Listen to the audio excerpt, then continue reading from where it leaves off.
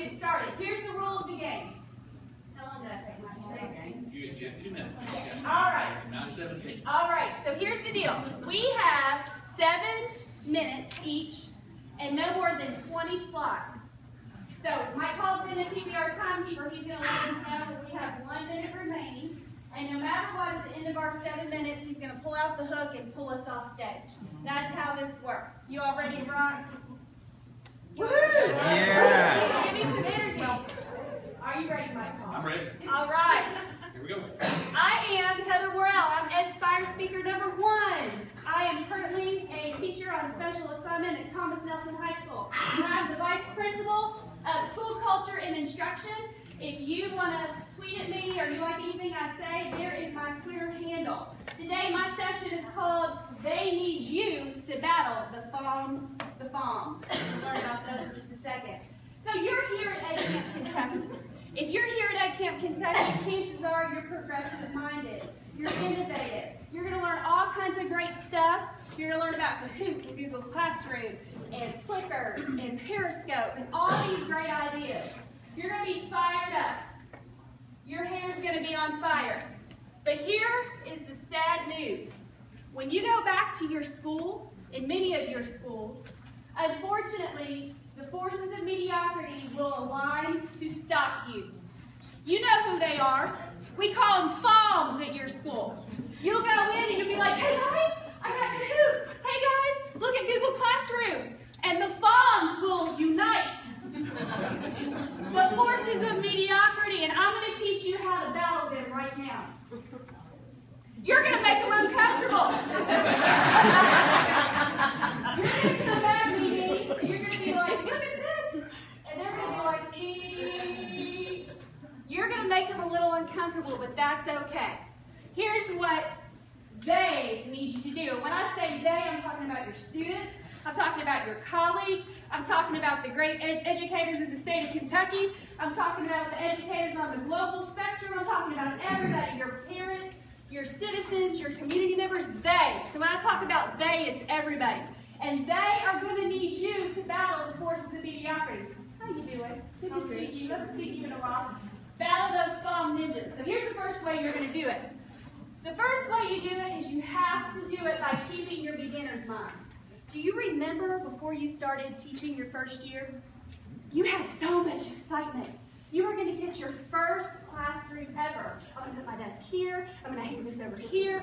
That's your beginner's mind. It's special. I remember you. How you doing? Keep your beginner's mind because it goes so fast. If you're losing your beginner's mind and you're starting to get to the expert's mind, here's my advice to you.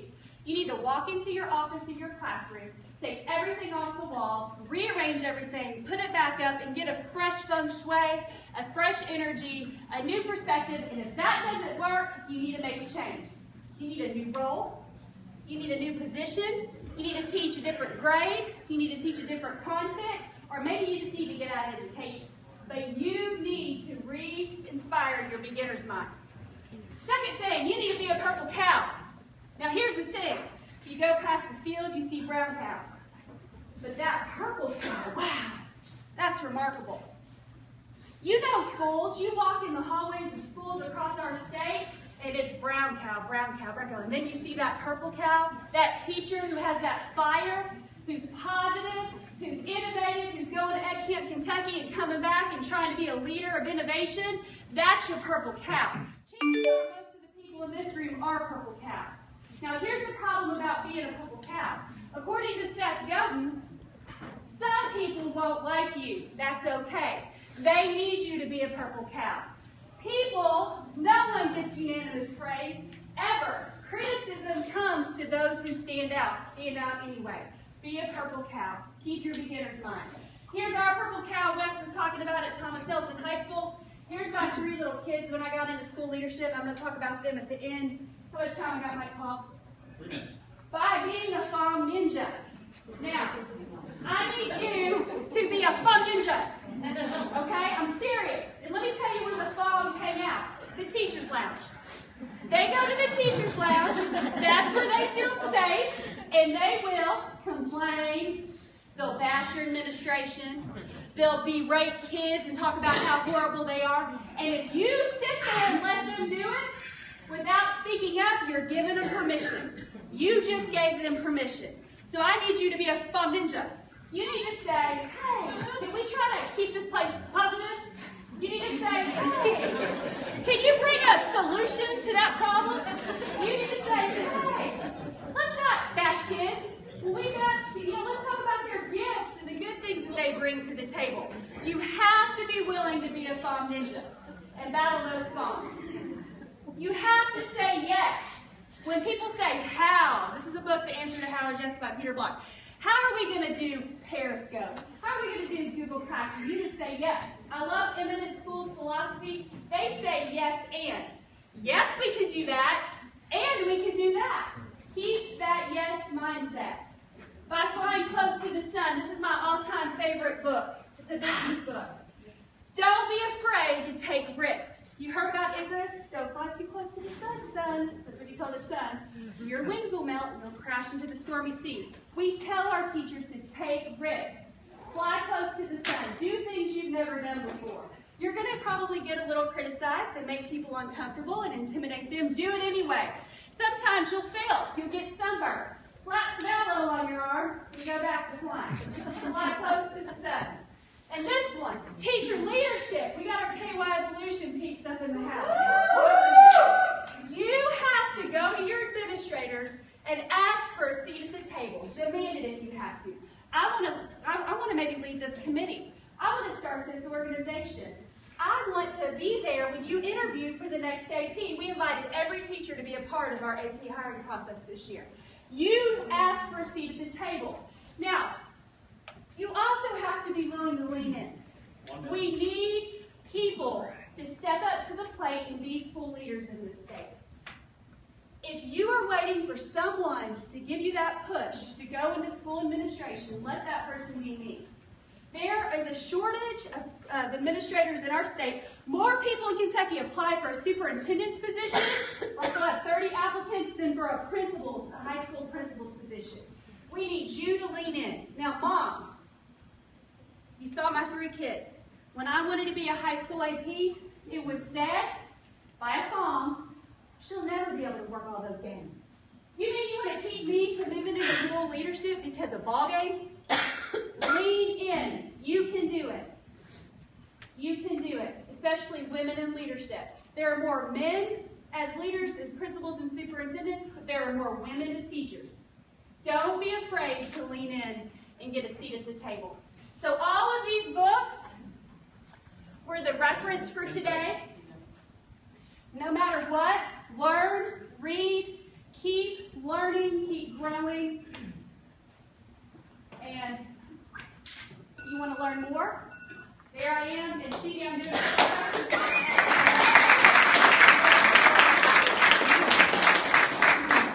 All right, that was your warm-up. I'm your cool-down, okay, because I'm not bouncing around here. All right, my name is Brooke Whitlow, and I am the Instructional Technology Coordinator here in Hardin County School.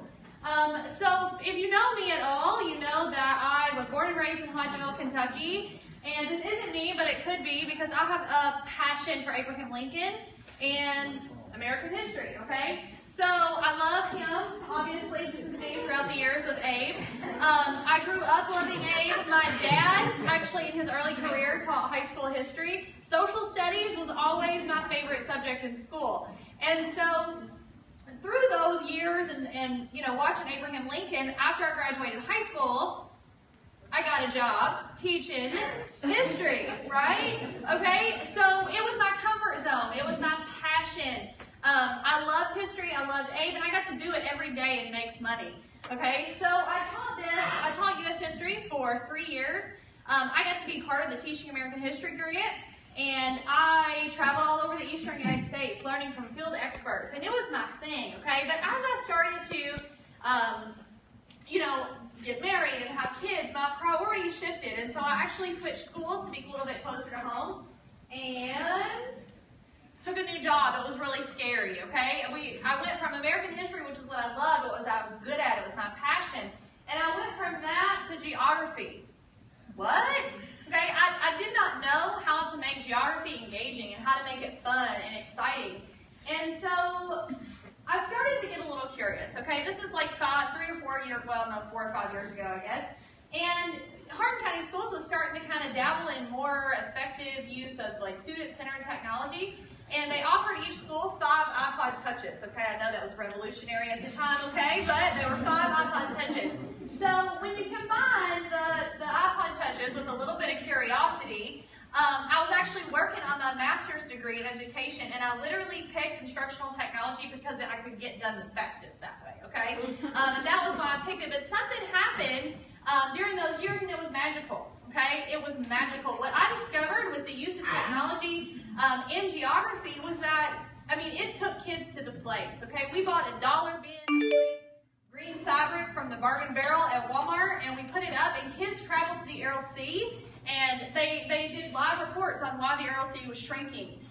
They were doing voice threads on book studies on the Great Depression. And it was just absolutely magical. Okay? So what I discovered was that technology helped me to make my instruction more authentic. And now, what is the definition of authentic? Undisputed origin. Okay? Of undisputed origin. If you really break down that word, it kind of helps you understand what exactly authentic instruction is, okay? Now, these are all pictures from my classroom. These are my students. I taught them over the course of the past 3 years. And each one of these experiences literally brought tears to my eyes. But one of the things that I realized is that, oh, my slide didn't change. Hang on. This must be an old copy. Okay, so I needed a climate change in my classroom. Okay, and I wanted to use technology, and you know, Heather was talking about the answer to how was yes. That was my motto. Okay, I wanted more and more technology because I saw with 5 iPod touches exactly what technology could do for my students in the classroom. And so, you know, for us as teachers and administrators, sometimes that new stuff can be really scary. And so I knew that in order for my students to go to the next level, that they needed a climate change. Okay, I needed to make learning, you know, I needed to make it comfortable. I needed them to be comfortable with making mistakes. And so my motto became, if you're the smartest person in the room, you're in the wrong room. Okay, and that's kind of an Edcamp model too, but I wanted my students to feel comfortable. I wanted them to feel comfortable making mistakes. You want to do something? Let's do it. I want to tell you a story about these 3 right here. These are athletes. When I told them they were going to start coding, they were like, whatever, okay, whatever. And they wanted to make a design using Python, okay? So what I told them to do was get on the computer to Google designs using Python. So they found something, which is on the far computer, and it took them a couple days, but guess what? They made it, and they figured it out. I don't know how to do that. Don't ask me right now, okay? But I sat down with them, and I researched with them. And it goes back to the answer to how is yes. You want to do this? Yes, let's figure out how to do it. I want to tell you about Graham. Graham did his 20% time project. He wanted to hack into the Tetris on the Raspberry Pi, create his own shapes. Okay? What was that? Okay. I was like, are you kidding me? Okay, well, Graham, that's great. Yes, but I have no idea how to help you. So what we did every single Friday during 20% time, we sat down, we researched together, and if you look at the bottom right corner right here, this is a C. This is not in the original Tetris game. He did it. He did it. It took him a while, but he did it. And he actually has an H and all kinds of other shapes that he put into the Tetris game. I literally cried, you guys. I cried when he did this because it was a moment to celebrate. Did he mess it up 700 times before that? Absolutely. And that is what I discovered, that I needed the climate to be in my classroom and safe to make mistakes. These 3 rascals right here, I could not get engaged in a project, okay? Their 20% time project was a hot mess. And so about halfway through the quarter, I said, okay, I'm going to give you a project. I gave them Google Cardboard. I'm going to let this picture speak for itself, okay? Transformative, okay? I want to close with this. The old Ben Franklin quote, tell me, and I forget, teach me and I remember, involve me and I learn, okay? And the stage of the pearls of discovery, I'm done.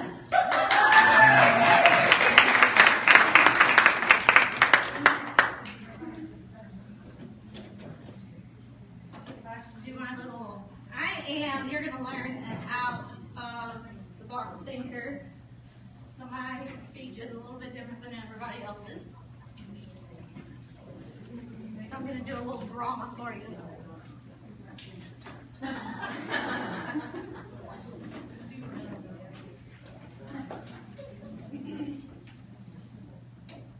number of years ago, I had the opportunity to play the character of Ronald McDonald for the McDonald Corporation. One of our standard events was Ronald Day. One day each month, we visited as many of the community hospitals as possible, bringing a little happiness into a place where no one ever looks forward to going. The warmth and gratification I would receive stayed with me for weeks. You must know that there were 2 restrictions placed on me during these visits. First, I could not go anywhere in the hospital without McDonald personnel, as well as hospital personnel. And second, I could not physically touch anyone within the hospital. As I was heading down the hallway after a long day in grease paint, and on my way home, I heard a little voice. "Ronald! Ronald!" I stopped. The soft little voice was coming through a half-open door. I pushed the door open and saw a young boy, about 5 years old, lying in his dad's arms, hooked up to more medical equipment than I had ever seen. Mom was on the other side, along with Grandma and Grandpa and a nurse tending to the equipment. I knew by the feeling in the room that the situation was grave. I asked the little boy his name, and he told me it was Billy. And I did a few simple magic tricks for him, and as I stepped back to say goodbye, I asked Billy if there was anything else I could do for him. "Ronald, will you hold me?" Such a simple request, but what ran through my mind was that if I touched him, I could lose my job. So I told Billy I could not do that right now, but I suggested that he and I color a picture. Upon completion of a wonderful piece of art that we both were very proud of, Billy again asked me to hold him. By this time, my heart was screaming yes, but my mind was screaming louder. Hold me was such a simple request, and yet I searched for any reasonable response that would allow me to leave, but I could not come up with a single one. So I knew there were risks, and he knew there were risks. But then I realized the only thing that had steadfast value were experiences. Once I reminded myself that the real reason I was there to bring a little happiness to children, I realized what I needed to do.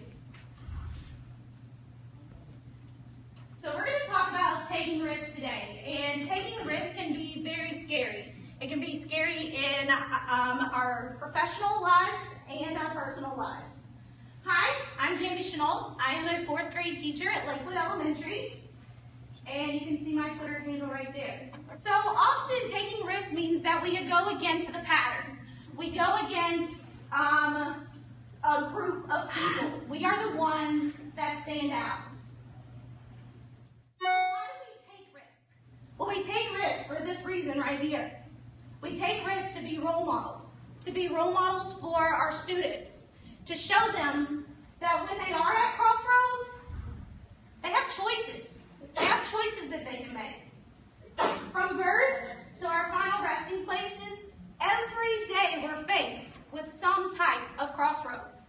Every day, whether it's the first step that we take, or whether it's leaving for college or entering the workforce, we're at a crossroads. And often when we come to these crossroads, we're faced with 2 paths. A path that is familiar and a path that's unfamiliar.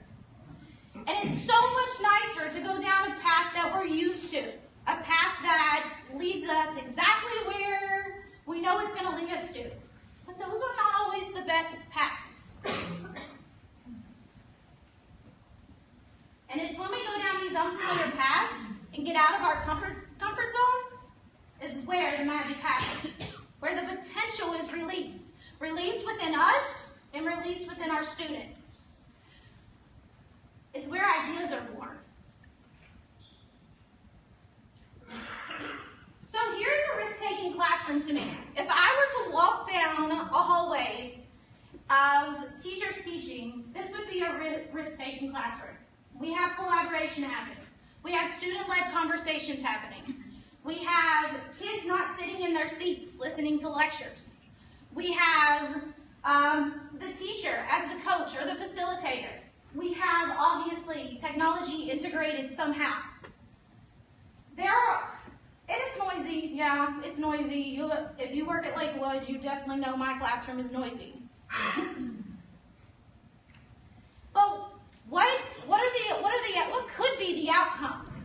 What could be the outcomes for taking risks? Well, there are only two outcomes: success, which we absolutely love, or failure, which we've grown up to know and be afraid of.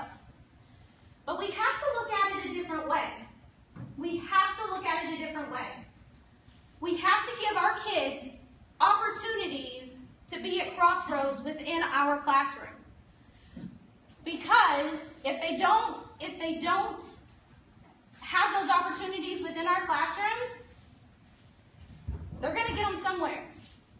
And they may not have guidance that we can give them. So I love the acronym FEL is First Attention Learning. I love that. That's going up in my classroom this year. So what was the first thing that you saw on this picture?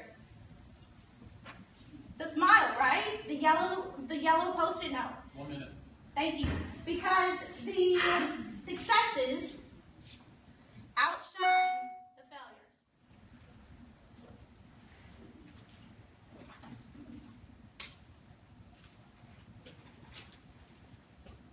I sent everyone out of the room. The nurse tending the medical equipment stayed, but Billy asked her to stand and face the corner. Then I picked up this little wonder of a human being. He was so frail and so scared, we laughed and cried for 45 minutes and talked about everything. As I left the room, I offered my support to the family. In less than 48 hours, I received a phone call from Billy's mom. She informed me that Billy had passed away, and her husband was simply wanted to thank me for making a difference in their little boy's life. Billy's mom told me shortly after I left the room, Billy had looked at her and said, "Mama, I don't care if I see Santa this year because I was held by Ronald McDonald." Sometimes we must do what is right for the moment, regardless of the perceived risk. Only experiences have value, and the biggest reason people limit their experiences is because of the risk involved. Billy knew his, and I knew mine, but that did not stop us. My classroom, enter at your own risk. That's my challenge.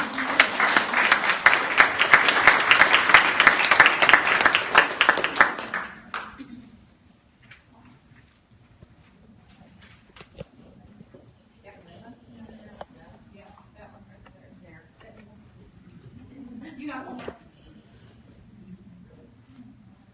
Here I am. Hi, I am Jennifer Cox, and I'm from Shelee County Public Schools. I'm an instructional coach, my partner right there, and my principal, former principal, John Lieber right there. I'm going to talk to you today about inspired and passionate educating. I think that's so important for all of us, and I want to thank the team for allowing me to crash their party, because I was kind of an add-on at the end, so I appreciate it. You were a bonus this year. Oh, thanks. So anyway, I think inspired and passionate teaching is not only a really integral part of what I do for a living as an instructional coach, because I feel like it's my job sometimes to lift teachers up out of that kind of naysayer down place when they don't see the results that they want to see. But I also think it's important for anyone, any educator in any role. Like Heather was talking about earlier, we are all teachers. Sometimes we're just on special assignment. So passionate educators have some traits in common. They are centered. They are centered in what they believe about students. They're centered in what they believe about learning. They are centered in what it means to be in this profession. They are connected with a tribe of like-minded professionals that validate them, challenge them, push their thinking, and empower them all the time. They are compelled. Once you put centered and connected, then you become compelled. Compelled to work for something that's beyond yourself. Kids, a specific push for new thinking. anything that you are compelled to do outside of yourself. It's amazing when you get the concentration in your education life out of what you're doing and your teacher moves, and you're compelled to work for something bigger than who you are. It's an amazing energy. And so when those things come together, that energy is serendipity. So, what is your visualization of a passionate educator? Is it this? Now, don't get me wrong. Make no mistake. There are some educators that feel like this all the time. It's their state of being. It is their nature. And they are in here. But this isn't most of us. And it certainly is not and was not me. I went through a time, I gained this kind of expertise about what it takes to be a passionate educator, not because I was born that way. I was not a born cheerleader. I was actually born pretty negative. I tended, not anymore, but I tended to make decisions based upon the worst possible case scenario and not the best. So, take heart if you're not that cheerleader, because passionate educators can be made if they're not born. And I am, case in point. I'm going to tell you just a short piece of my journey. I started out just like Heather was talking about earlier, with that beginner mindset. I was excited and invigorated and confident I was going to go in there and I was going to change the world. That was my beginner mindset. So I got into education, and I'll be honest with you, I rose to the top pretty quickly. I brought into my school new pieces of learning that they